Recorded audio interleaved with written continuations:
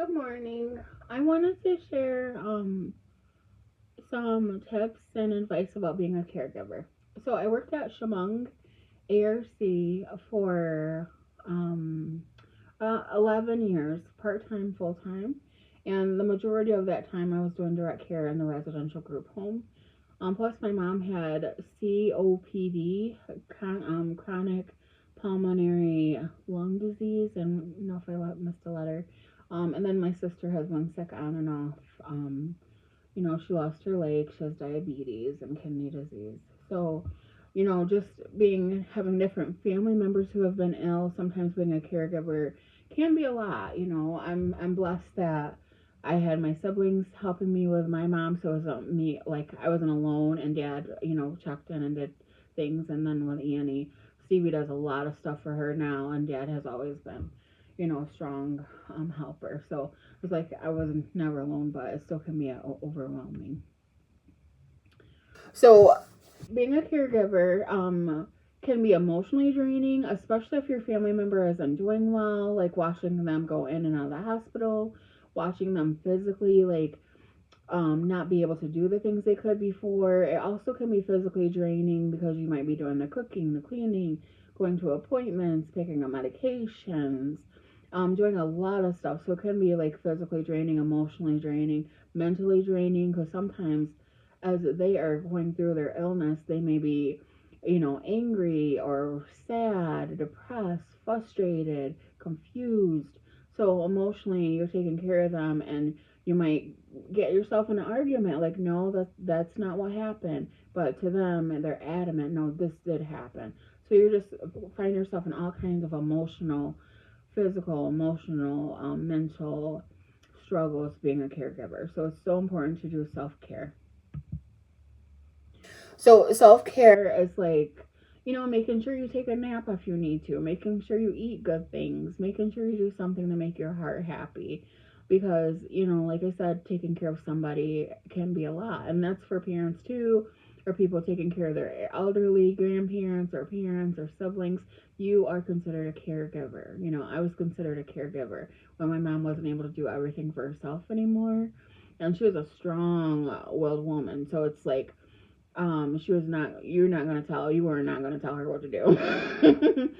And so sometimes I was strong-willed, and I was like, I am gonna tell you what to do. So it was just like, certain situations as a caregiver, you're like, mom, that's just not good for you, I don't feel comfortable. And it's hard when you start parenting it's hard when you start parenting your parents, because they're the parents, and mom would say often, Roberta, I'm the mother. And I was like, I understand you're the mother, but I'm trying to take care of you, and some things, mom, you just gotta surrender.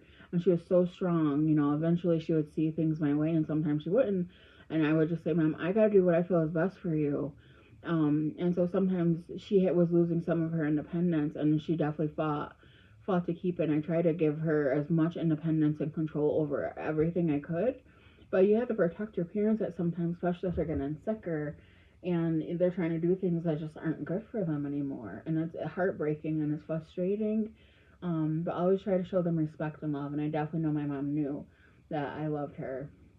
And I was just really trying to do what was best. And that's why God is so good, because sometimes it was just those in the bathroom prayers of, please, God, help mom see that I'm not trying to hurt her, but she's going to hurt herself.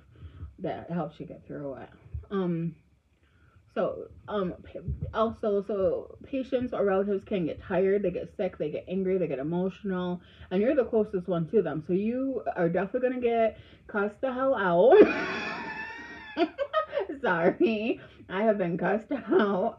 Yeah, they're going through emotions. Annie, when she lost her leg, was angry. She was frustrated. She was sad. She was emotional.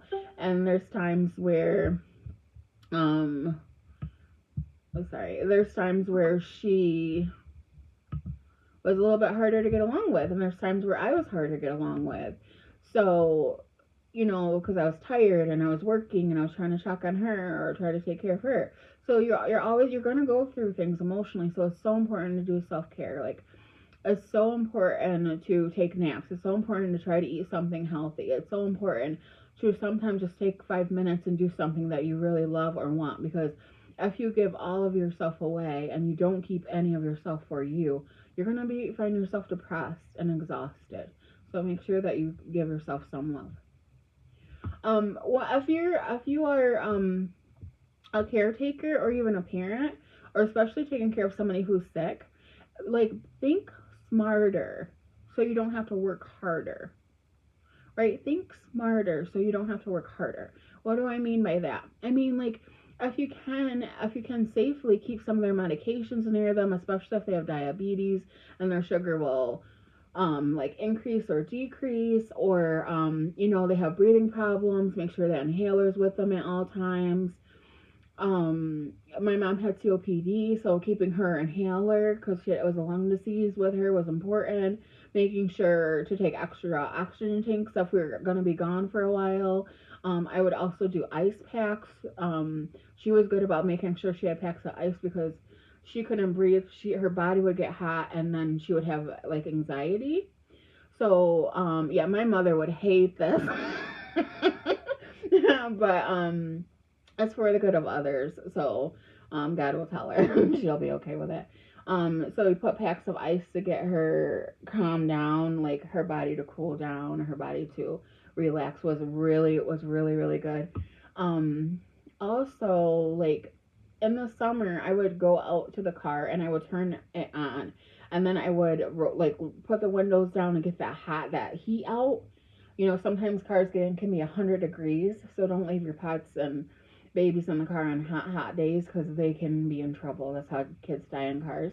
So you're getting in that hot car that's like 100 degrees. If you have lung issues, you're gonna struggle, right? So get those windows down, whatever you need to do to get that hot air out. So I would go and do that for her so that when she got in the car it would be nice and cool and she didn't have to deal with that. But leaving wherever we were leaving, sometimes that was more difficult.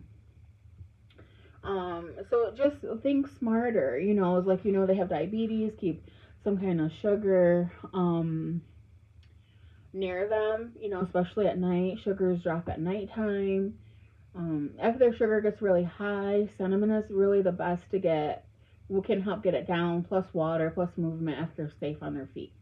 So just different things, learning different things about the diseases they have, and also reaching out for help. 211 helpline. 211 is amazing.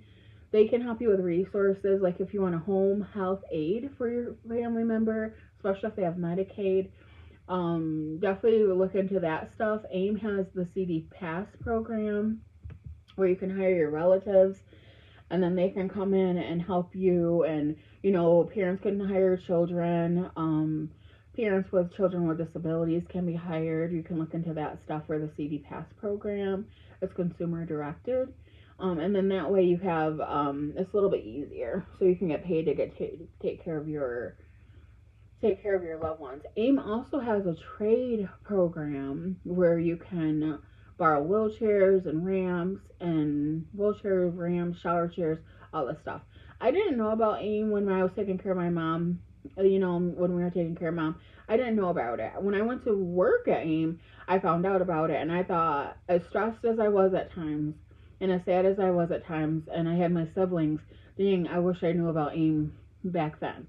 So Annie definitely uses AIM now, because I was like, oh yeah, we're definitely putting you in it. But you don't have to carry the burden alone. And if you choose to, that's great. But when you start having health problems like I did, don't blame God, because there's resources to help you. Okay. So that's about being a caregiver. Make sure you are aware of their diseases. If you can understand their medications, keep a medication list. If you're going to have surgery, you can take the medication list with you, and then that way the doctors and everybody can have it if you have the review. Sometimes if you got to call 911, try to stay calm. And if you have a list of their medications, you can give that to them. If you're not familiar with medications or you struggle with reading, and medications are so hard to say, you can ask your doctor to print out a medication list and just keep it. What meds are they on? These meds. And just give them the list. You can keep more than one. Okay, that helped. That helped out. Sometimes you can take medications with them to the hospital and stuff if they have a medical emergency. Okay. All right. So that's basically being a caregiver.